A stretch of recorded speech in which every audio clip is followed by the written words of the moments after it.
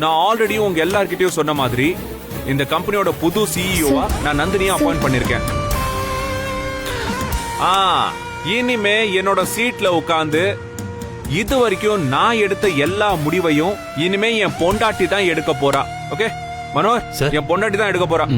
இனிமே எனக்கு ரிப்போர்ட் பண்ண வேண்டியவங்க எல்லாருமே நந்தினிக்கு தான் ரிப்போர்ட் பண்ணணும். புரியுதா? ஆபீஸ் ஃபைல்ல இருந்து செக் வரைக்கும் நந்தினி தான் சைன் போடணும். மனோகர், நந்தினி தான் சைன் போடணும். Surya, can you just stop it? Yes. என்னடா வாய் இருந்தா என்ன வேணாலும் பேசுவியா? எத்தனை வருஷம் கஷ்டப்பட்டு உருவாக்கின கம்பெனி, நீ பாட்டுக்கு எவ்வளையோ கூட்டிட்டு வந்து சீட்ல உட்கார வைப்பேங்கிற, சைனிங் அத்தாரிட்டி கொடுப்பேங்கிற, இதெல்லாம் பாத்துக்கிட்டு வேடிக்கை பார்க்கணுங்கிறியா? நீங்க பாரு, நீ அவளுக்கு தூக்கி கொடுக்கற மாதிரி எனக்கு யாரும் தூக்கி கொடுக்கல. நான் கஷ்டப்பட்டு உருவாக்கின கம்பெனி, புரியுதா? இல்லன்னு நான் சொல்லவே இல்லையே. இத உருவாக்குனது வேணா நீங்களா இருக்கலாம். ஆனா இன்னைக்கு இந்த கம்பெனி இவ்ளோ தூரத்துக்கு வளர்ந்து நிக்குதுன்னா என்னோட பங்கு அதுல பெரிய அளவுல இருக்கு. நானும் சேர்ந்து இந்த கம்பெனிக்காக உழைச்சிருக்கேன். அந்த அடிப்படையில சொல்றேன், எனக்கும் இதுல சம பங்கு உரிமை இருக்கு.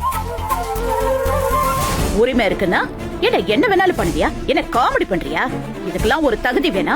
ஒரு தராதரமே இல்லாத அவளுக்கு போய் இந்த பதவியெல்லாம் கொடுக்கணுங்கிற? என்ன கோபுரத்தில் கொண்டு போய் குப்பையை கொட்டுவேங்கிறியா? சந்தனம் மணக்க வேண்டிய இடத்துல சாக்கடை நாரணுமா உனக்கு? சிஇஓ பதவிங்கிறது எவ்வளவு பெரிய பதவின்னு தெரியுமா? அந்த இடத்துல இருக்கிறவங்க தான் மொத்த பிசினஸுக்கும் ஆதாரம். அவங்க ஒரு குட்டி குட்டி மிஸ்டேக் பண்ணாலும் ரோஸ் கணக்குல லாஸ் ஆகும்டா. I know very well. ஆனா இப்ப ஏதோ சொன்னீங்களே, என்ன சொன்னீங்க?